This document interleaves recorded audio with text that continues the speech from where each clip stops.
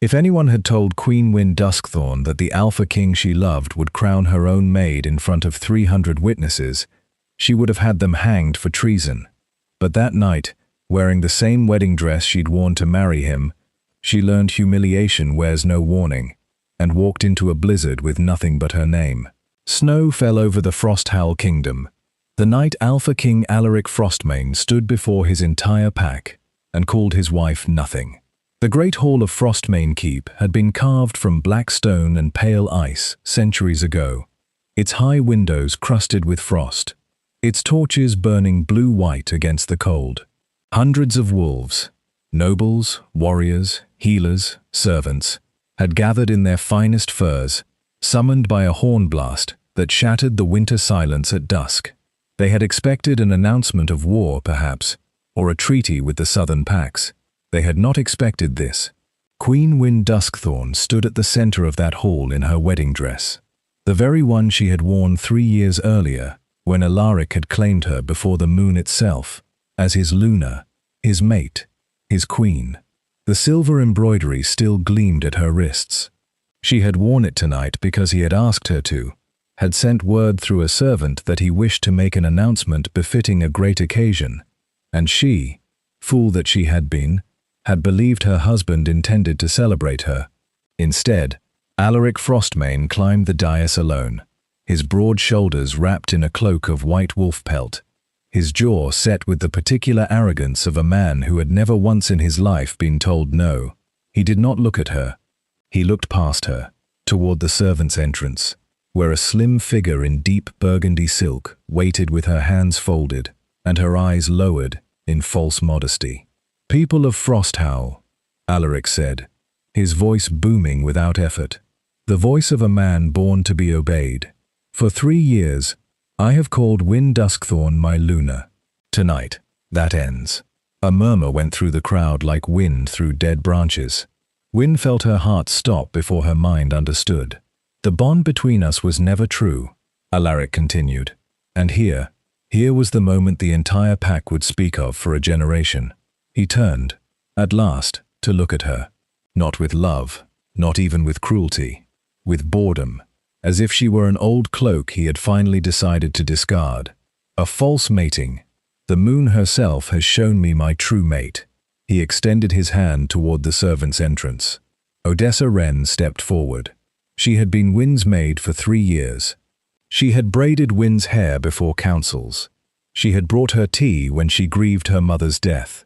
She had smiled at her every single day, while, Wynne would learn only later, warming her husband's bed in secret for nearly 2 of those years. "I present to you," Alaric said, "your new Luna, your new queen." The hall did not cheer. The hall did not dare breathe. 300 wolves stood frozen in horrified silence as their king took the hand of a servant girl and lifted it high, as if crowning her himself, while his wife of 3 years stood 10 feet away in her wedding dress, utterly forgotten. Wynne felt the mate bond in her chest, the warm golden thread that had connected her soul to his since the night of their claiming, go cold. Then it snapped, a physical thing, a wound with no blood, and she staggered as though struck. Ask yourself, viewer, what does it cost a person to be discarded, not in private, not with mercy, but paraded as spectacle before everyone who ever respected her? What does a heart do when it breaks in front of an audience that will remember every second of it? Wynne did not scream. She did not weep. She had been raised better than that, and some cold clarity beneath the pain told her that if she wept now, in front of them, Alaric would win twice. She looked at Odessa. The maid did not even have the grace to look ashamed. She looked triumphant. "My king," Wynne said, and her voice did not shake, though everything inside her was shaking. "You have made your announcement. I will make mine." Alaric raised an eyebrow, amused, expecting an outburst he could mock. "I am leaving Frosthowl tonight," she said, "and you will never see me again." He laughed. He actually laughed, a short bark of contempt that echoed off the ice-crusted rafters. "Where will you go, Wynne? Every pack in the north owes Frosthowl allegiance. Every door will be closed to a discarded queen, with no wolfkin, no army, and no crown. Then I will find a door in the south, she said quietly, or I will freeze in the snow. Either way, Alaric, I will not stand in this hall one moment longer and let you feed on my humiliation, like a starving man at a feast. She turned. She walked the length of that great hall alone, her wedding dress trailing silver thread across black stone, past 300 silent wolves who did not move to stop her and did not move to help her, and out into the blizzard that had begun to howl against the keep's high doors. She did not look back. She would not give him that either.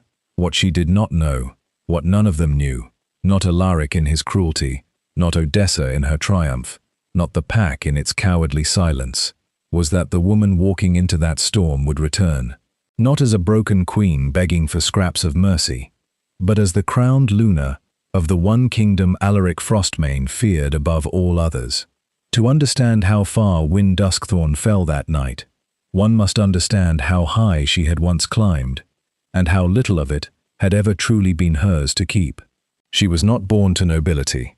Her mother had been a healer in a modest border village at the edge of the Frosthowl territory, a woman with steady hands and a gift for setting bones and predicting storms by the ache in her joints.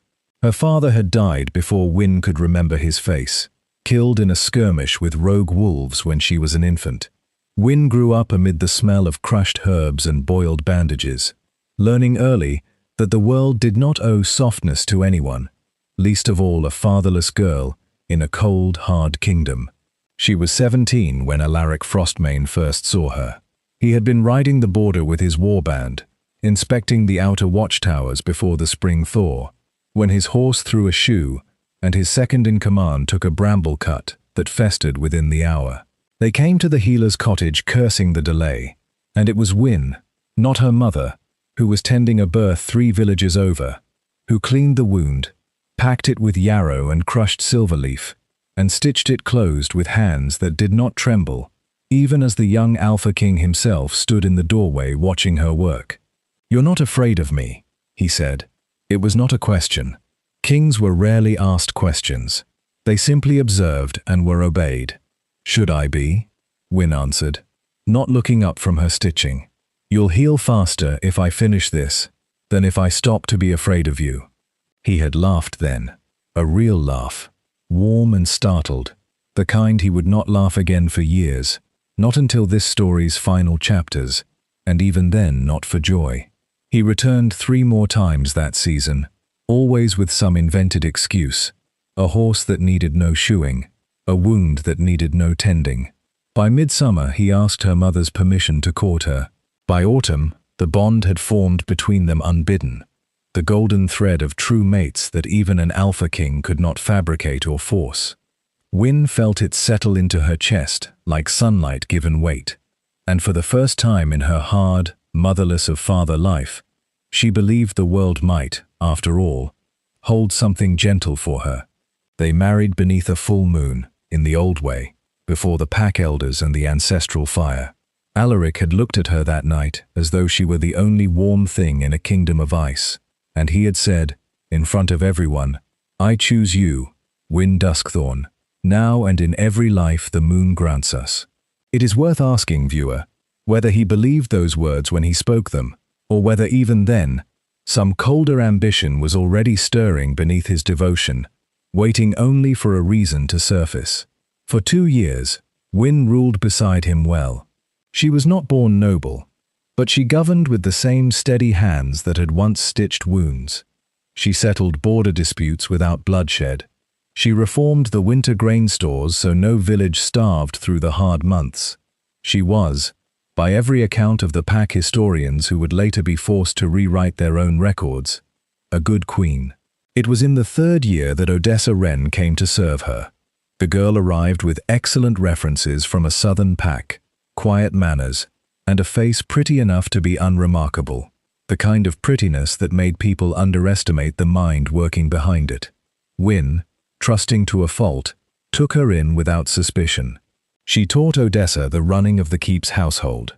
She confided in her about small griefs, her mother's failing health, her fear that she had not yet given Alaric an heir, her private worry that a king's love, however golden the bond, might not be a fixed and permanent thing. She did not know that every one of those confidences was being carried, that same night, into her husband's private chambers, not as gossip, but as ammunition. Odessa was cunning, in a way Wynne, raised to trust, could never have anticipated.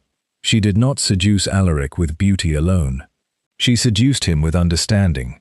She told him precisely what Wynne feared, precisely where her confidence cracked, and she positioned herself, patiently, over 2 long years, as the one person in the keep who saw him not as a king to be obeyed, but as a man to be comforted. By the time Wynne noticed the coldness creeping into her husband's eyes, the rot beneath her marriage had already spread too deep to cut out.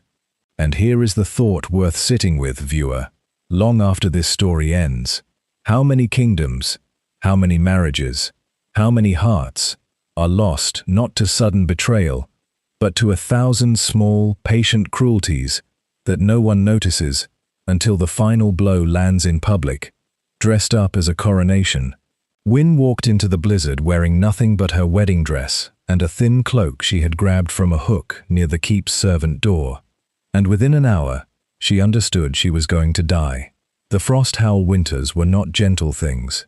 The wind came off the northern glaciers with a voice like grinding stone, and the snow did not fall so much as attack, driving sideways in sheets that stole the breath from a person's lungs before they even registered the cold.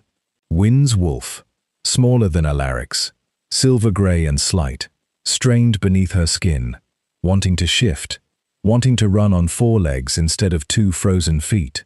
But grief had knotted something inside her, some cord between soul and shape, and for the first time in her life, her wolf would not answer her call. Perhaps, she thought, stumbling through drifts that reached her knees, the wolf does not want to run from a mate bond, even when the mate himself has severed it. Perhaps some part of us keeps faith long after the rest of us knows better. She walked for hours. She did not know in which direction. She only knew that Frosthowl lay behind her, and behind her was the only direction she refused to go. When she finally collapsed, it was not from despair, but from the simple arithmetic failure of a body, pushed past what a body can survive. Her legs gave out beneath her in a drift at the edge of a black pine forest, and the last thing she registered, before the cold folded over her like a second skin, was the sound of wolves. Not one, but several, moving through the trees with the disciplined quiet of a hunting patrol. So this is how it ends, she thought, without much feeling left to attach to the thought. Eaten by strangers in a forest with no name, because the man who swore an oath before the moon found me easier to discard than to love. She did not die.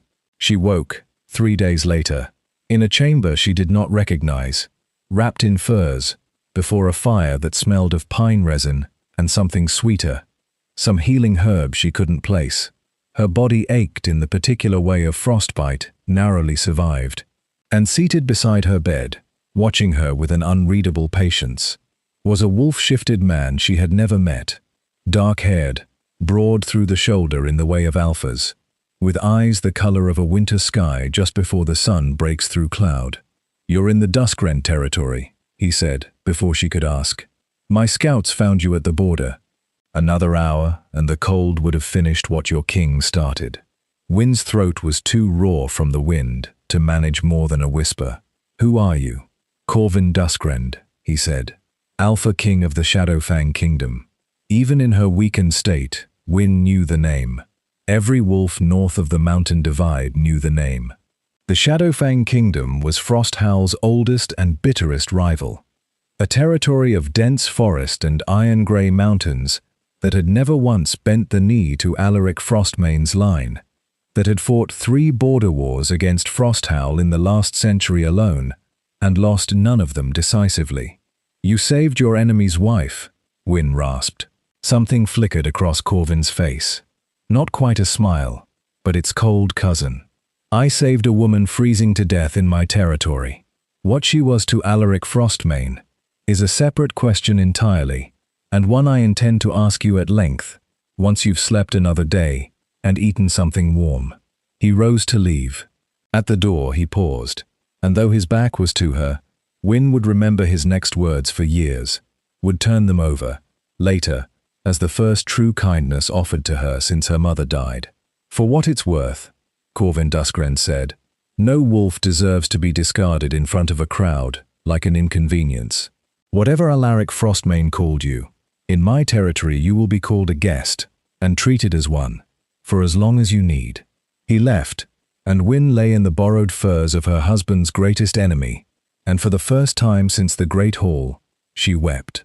Ask yourself, viewer, is it possible for kindness offered by an enemy to feel more honest than love offered by a husband? And if so, what does that say about the love she thought she'd had? Wynne did not tell Wynne Duskthorne her full story for weeks. She told him her name. The truth was easy to verify, and lies would have insulted the hospitality he'd shown her. She did not tell him she had been Luna. She let him assume, as his household did, that she was simply a border village healer fleeing a hard winter and a harder husband, one detail true enough to hide the larger truth beneath it. She earned her keep in his keep, as she had once earned her place in the world, with her hands. 14. Shadowfang's healer, an elderly wolf named Master Ossian, had lost half his eyesight to age and welcomed an assistant with genuine skill. Wynne threw herself into the work, setting bones broken in border skirmishes, treating the fevers that swept through the barracks each winter, learning the particular illnesses that plagued mountain wolves, as opposed to the coastal ailments she'd known in Frosthowl. She also began, quietly and without announcing it even to herself, to learn. She had ruled a kingdom once, and known almost nothing of how kingdoms were truly built. She had governed on instinct and decency, and both had served her well enough until decency was exploited by a servant with a sharper mind, and no scruples. She resolved this would not happen again. She spent her evenings not resting but reading. Shadowfang's archives were extensive, records of treaties and troop movements, and the long, grinding history between Duskrend and Frostmane, going back 6 generations. She learned that Alaric's grandfather had broken a peace accord to seize a disputed valley. She learned that Frosthowl's wealth was built substantially on trade routes that ran, inconveniently for Alaric, directly through Shadowfang-adjacent mountain passes. Routes Frosthowl held only through a treaty that Shadowfang could, with sufficient leverage, someday revoke. She learned, above all, that the rivalry between the two kingdoms was not merely martial, but economic, a slow chess game of resources and alliances that had simply never tipped decisively in either direction. She began to understand, for the first time, that power was not a thing given by the moon to those born lucky. It was a thing built, deliberately, patiently, by people willing to see 3 moves ahead of their enemies. Corvin noticed the change in her before she fully recognized it in herself. He found her, one late evening, in the small library off the war room, poring over trade ledgers by candlelight, with the particular intensity of someone solving a puzzle they intend to weaponize. "Border village healers," he said, leaning in the doorway with the dry amusement that had become, over these months, oddly comfortable between them, do not typically develop opinions on tariff structures. Wynne did not look up. This healer developed a great many opinions, recently, about the man who threw her into a blizzard. Corvin was quiet a moment. Then, "You were his Luna." It was not a question this time either. Word travels, even across enemy borders, and enough months had passed that whispers of Alaric's new marriage, and the scandal of his old one, had reached even Shadowfang's remote keep. Wynne finally met his eyes. "Yes, you could have told me. Would it have changed how you treated me?" Corvin considered this honestly, which she would come to understand was one of his defining qualities. He did not answer quickly simply to comfort. "No," he admitted, "but it would have told me sooner that I was not merely sheltering a healer. I was sheltering a woman with every reason in the world to want Alaric Frostmane's kingdom to burn." "Is that a problem?" "No," Corvin said, and there was something in his voice now, Not quite warmth, but its careful, guarded beginning. It is, I think, an opportunity. For both of us. What grew between Wynne and Corvin over the following 2 years did not happen the way her bond with Alaric had. Not in a single golden instant beneath a full moon, but slowly, built from 100 small honesties. Corvin was nothing like Alaric. Where Alaric commanded a room simply by entering it, expecting deference as his birthright, Corvin listened before he spoke, weighed counsel from his generals even when it contradicted his instincts, and treated his pack's lowest-ranked members with the same directness he offered its highest. Wynne watched him settle disputes among his people, not with decree, but with patient questioning, drawing out the actual grievance beneath the surface complaint, and she found herself, against every guarded instinct 3 years of betrayal had built in her, beginning to respect him. Respect, in time, became something warmer. He never rushed her. He seemed to understand, perhaps because his own mother had died young, perhaps because he had watched enough alliances curdle into cruelty over his lifetime, that trust rebuilt after devastation could not be forced, only offered patiently and left to grow at its own pace. It was Wynne, in the end, who spoke first. They were standing on the eastern battlement one clear winter evening, watching a sky so thick with stars it seemed the moon herself had scattered diamonds across black velvet, and Wynne said, without preamble, "I think my wolf recognizes you." Corvin turned to look at her, and in the moonlight his eyes held that same careful patience she had come to rely on. Recognizes, or wants to. Both, Wynne admitted. I did not think I would feel this again.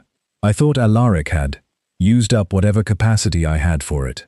And now I think perhaps what I had with Alaric was never truly a bond at all, Wynne said slowly, working the thought out as she spoke it. Or if it was a bond built on a version of me he wanted, rather than a version of me that existed. You have never once asked me to be smaller than I am. Corvin reached for her hand, and when their fingers touched, something settled between them.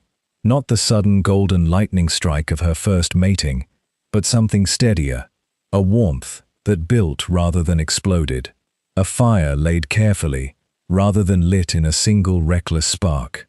I choose you, Wynne Duskthorne, he said quietly, echoing without meaning to the words another man had once spoken to her before an ancestral fire. But where Alaric's vow had been performance, Corvin's was simply fact, stated plainly because it was true, not because the moon demands it. Because I have watched you rebuild yourself from nothing twice now, and I would like very much to spend the rest of my life watching what you build next. They married in early spring, quietly, before Shadowfang's pack elders and a small ancestral fire, with none of Frosthowl's grandeur and all of its missing sincerity. Wynne Duskthorne became Wynne Duskrend, queen of the Shadowfang kingdom, and this time, when she felt the golden thread settle into her chest, she trusted it, not blindly, as she once had, but with the clear-eyed trust of a woman who had learned, at great cost, the difference between love that decorated itself in performance and love that simply, quietly, endured. Ask yourself, viewer, is the second love, built slowly from honesty, ever less real than the first, built quickly from instinct? Or is it perhaps the truer one? The one that survives precisely because it was never asked to be perfect.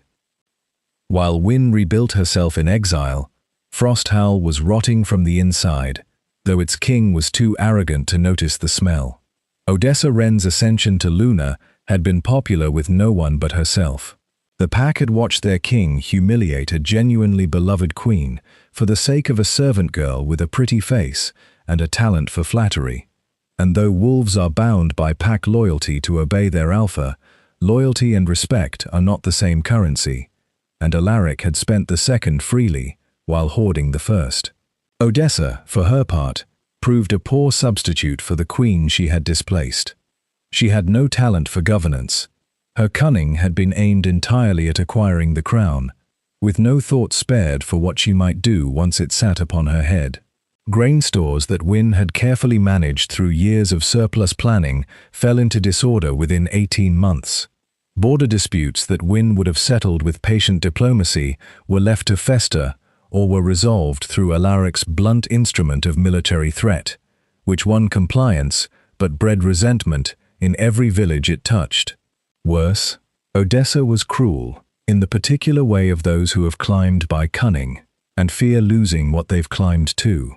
She dismissed servants who reminded her, even by accident, of Wynne's era. She demanded tributes and displays of loyalty that Wynne had never asked for, insecure in a position she had schemed for but never earned.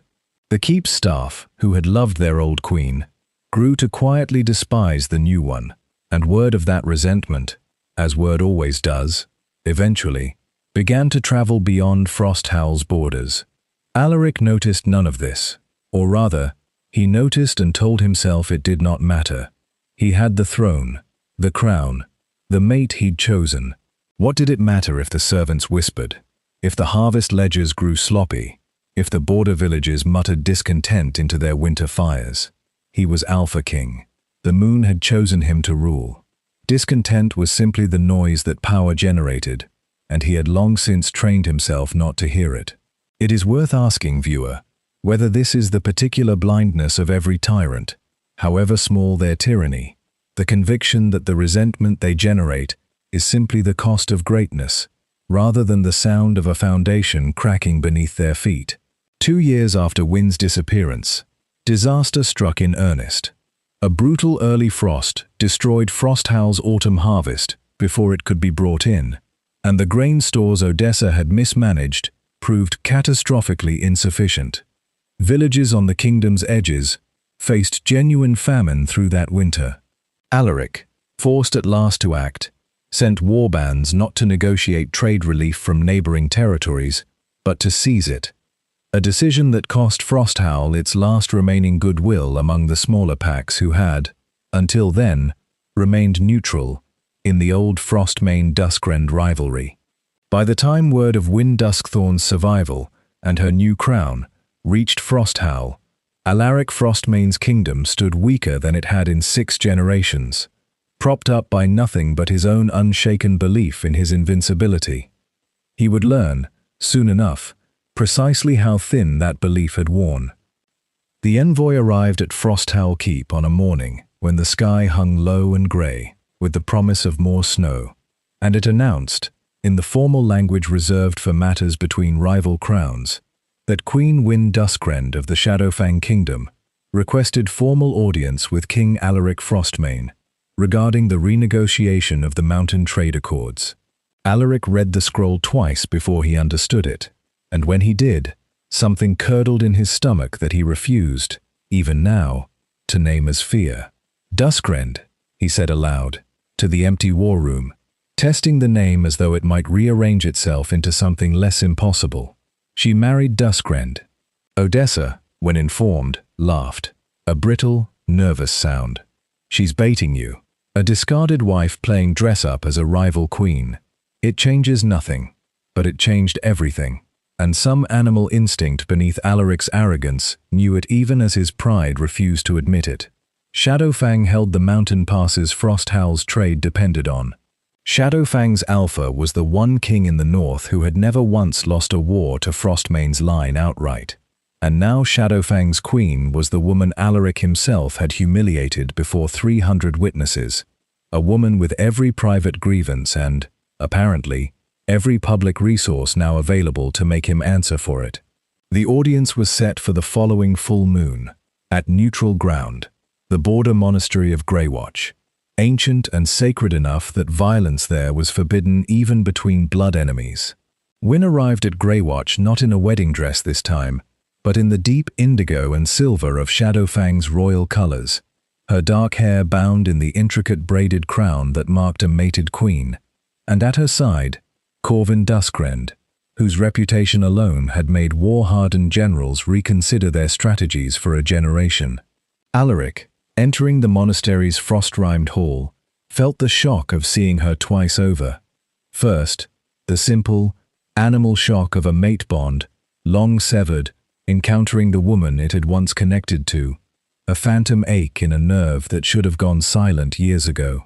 and second, the colder shock of seeing precisely how much she had changed. This was not the trusting girl who had stitched a stranger's wound with steady, unafraid hands. This was a queen who met his gaze without flinching, without warmth, without the faintest trace of the wound he had once been so certain he'd inflicted permanently. "Wynne," he said, and his voice, for the first time in years, did not carry its accustomed certainty.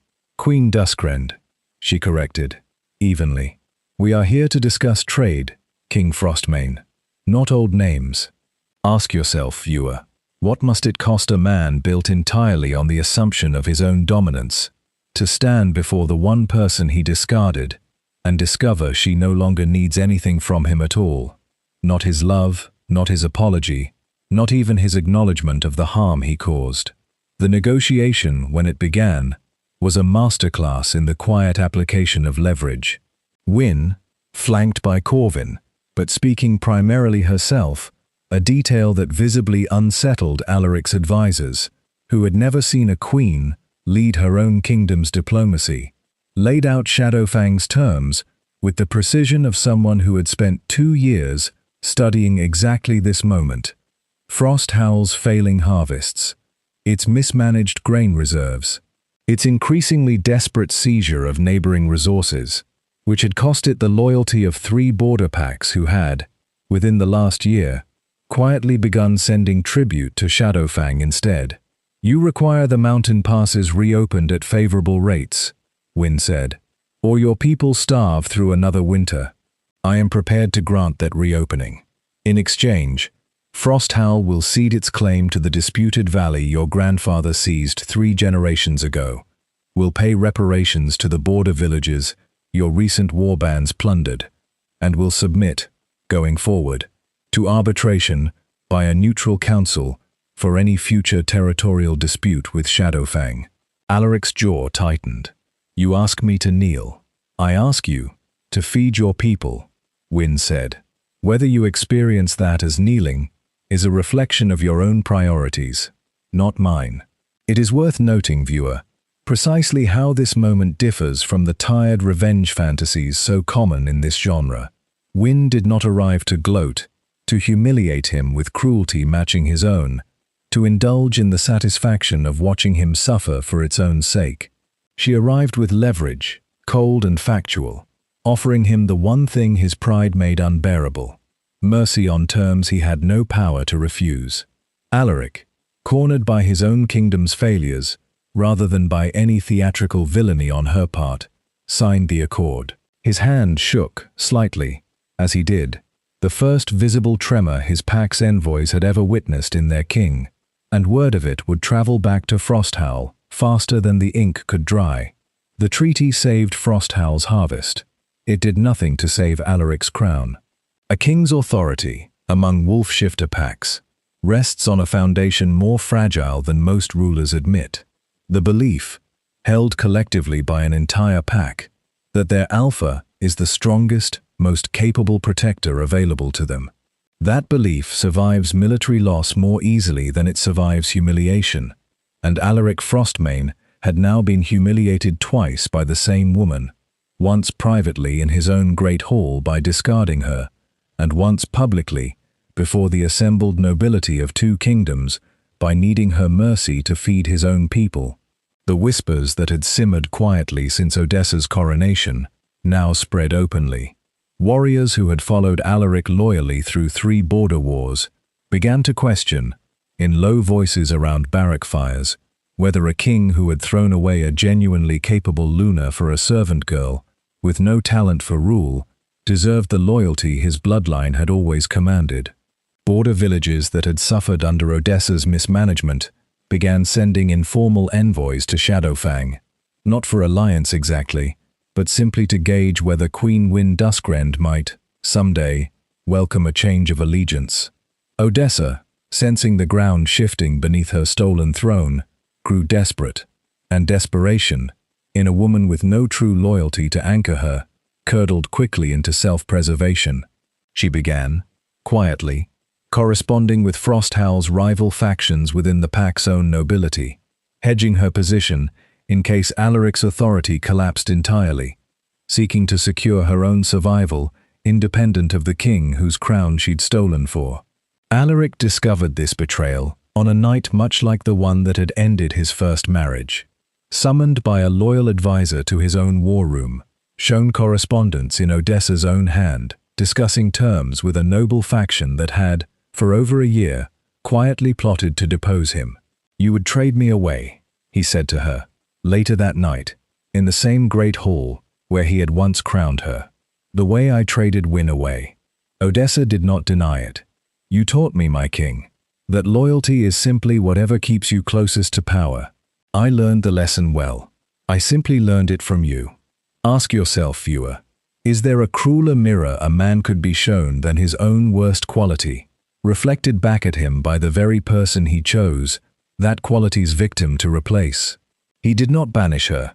Frosthowl's coffers, already strained, could not easily survive the political embarrassment of a second discarded Luna so soon after the first, and some last vestige of pride would not let him repeat, publicly, the very humiliation he'd inflicted on Wynne. Instead, he kept Odessa as a hollow figurehead, a queen in name only, stripped of any real influence, trusted by no one, including, increasingly, herself. It was, in its way, its own quiet punishment, to have clawed one's way to a crown through betrayal, only to sit upon it as a woman universally understood to be worth nothing at all. Alaric's final undoing began not with Wynne's ambition, but with his own.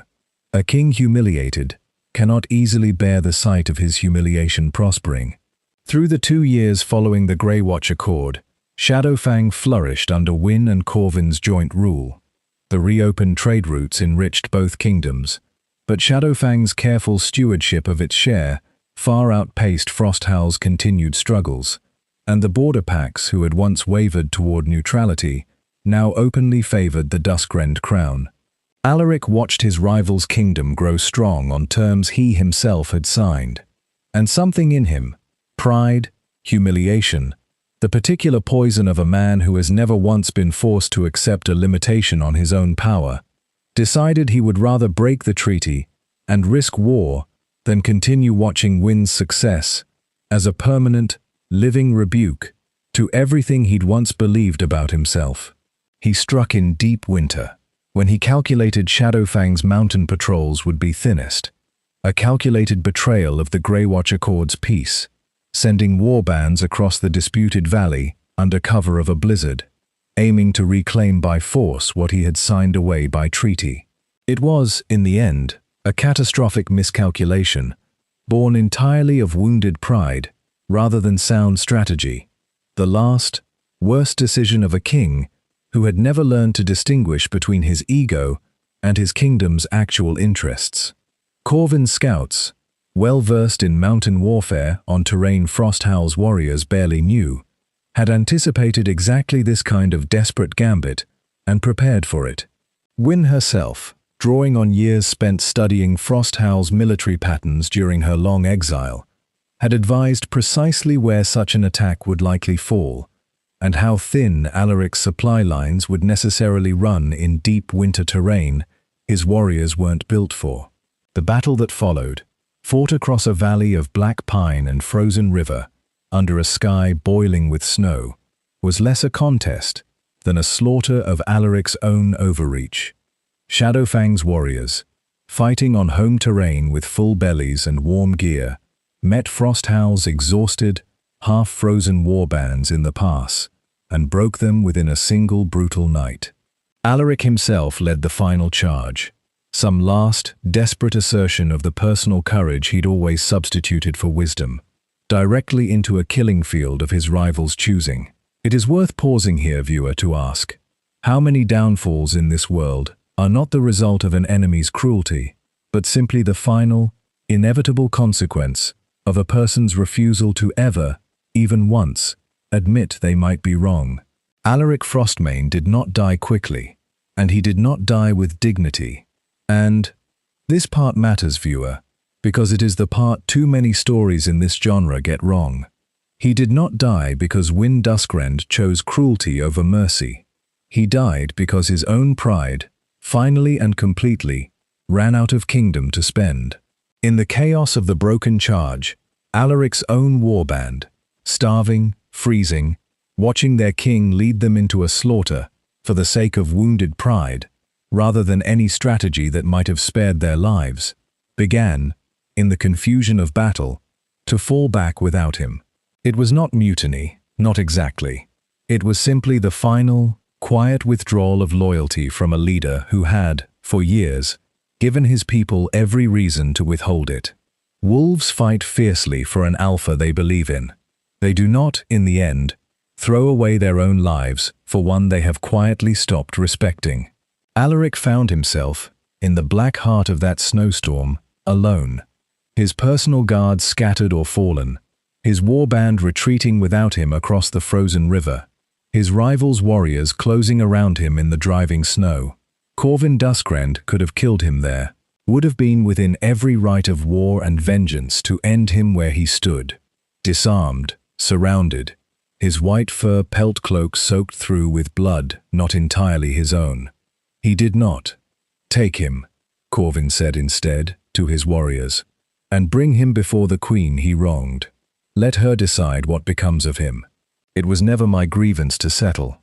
They brought Alaric Frostmane, broken and frost-bitten and stripped of every guard and general who had once made him feel invincible, to stand before Wynne Duskthorne. In the frozen valley, his own arrogance had turned into a graveyard for his ambitions.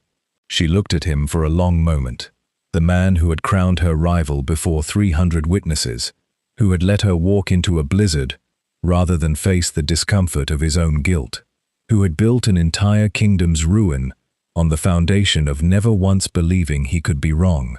I am not going to kill you, Wynne said finally, and something in Alaric's ruined face flickered. Not gratitude, viewer, but a flicker of the old arrogance, already calculating how this mercy might be turned to his advantage. She saw it. She had learned, at great cost, to always see it. I am not sparing you out of forgiveness, she continued evenly. I am sparing you because your death by my hand would make you a martyr to whatever remains of your pack's loyalty, and because killing you would cost me something I am no longer willing to spend on you. Attention. You will return to what remains of Frosthowl. You will watch what is left of your kingdom decide, on its own, whether it still wants you as its king. She turned to go. Alaric, some last desperate coal of pride flaring in his ruined chest, called after her into the storm. You think this is over, Wynne? I built Frosthowl. I am Frosthowl. They will not turn from me. They already have, Wynne said, without turning back. You simply haven't been paying attention long enough to notice.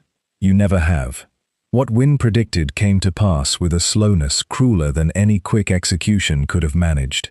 Alaric returned to a Frosthowl keep that no longer opened its gates with ceremony.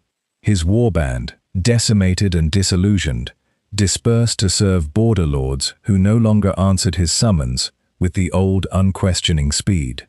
Odessa, seeing at last that the throne she'd schemed for had become a burden with no power left attached to it, abandoned the keep entirely one winter night, taking what jewels she could carry and vanishing south, leaving Alaric to discover her absence the way she had once discovered his, alone, in an empty chamber, with nothing but the cold evidence of having been discarded by someone who no longer found him useful. The pack elders, in a council Alaric was not even invited to attend, formally stripped him of his alpha title within the year, a fate considered, among wolf shifters, a death crueler than the blade, for an alpha, stripped of his pack's recognition, loses not merely his throne, but the very bond that connects a wolf to its people, a severing so profound that most who suffer it do not long survive it. Alaric Frostmane did not long survive it either. He was found, the following winter, at the edge of the same black pine forest where Wynne had once collapsed into a snowdrift and been carried into a rival's mercy. He had gone there, some said seeking his old kingdom's border in one final act of pride, refusing to accept that Frosthowl no longer recognized him as its own. Others said he had simply wandered, stripped of pack and purpose, until the cold, did what cold always eventually does to a wolf who has no bond left to call him home. He was alone when he died. No pack howled for him. No mate mourned him. No crown. No great hall. No crowd of 300 witnesses gathered to watch his ending, the way they had once gathered to watch him crown another woman's humiliation in his stead. He simply froze, in the same unforgiving snow that had once nearly claimed the wife he'd discarded, except that Wynne had been found in that storm and carried toward a life that would crown her twice over, and Alaric was found only by scavenger crows, weeks later, in a kingdom that had already, quietly and without ceremony, decided it no longer needed him. Ask yourself, viewer, one final time, is there a crueler ending for a man who spent his whole life demanding to be seen, than to die utterly unseen, in the same snow, at the same border, having learned nothing at all from the woman whose survival he had once been so certain was impossible? Wynne Duskthorne ruled the Shadowfang kingdom for many long years after, beside a husband who had never once asked her to be smaller than her ambitions, in a court that remembered, and would go on telling, for generations, around 100 different winter fires, the story of the Luna who was discarded in a blizzard and returned wearing a rival's crown. She never spoke of Alaric Frostmane again, not out of lingering pain, but out of something closer to indifference, the particular, hard-won peace of a woman who has stopped needing her former tormentor's downfall to feel complete, because she built something worth having, entirely apart from her revenge on him. The villages of the north still tell this story differently, depending on who is doing the telling. In Shadowfang, it is told as a story of patience rewarded, of quiet strength outlasting loud cruelty.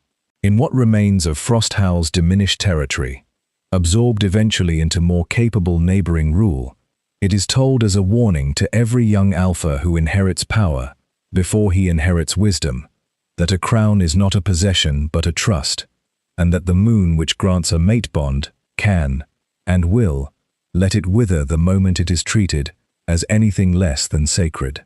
And so, viewer, before you go, which part of this story will you carry with you longest?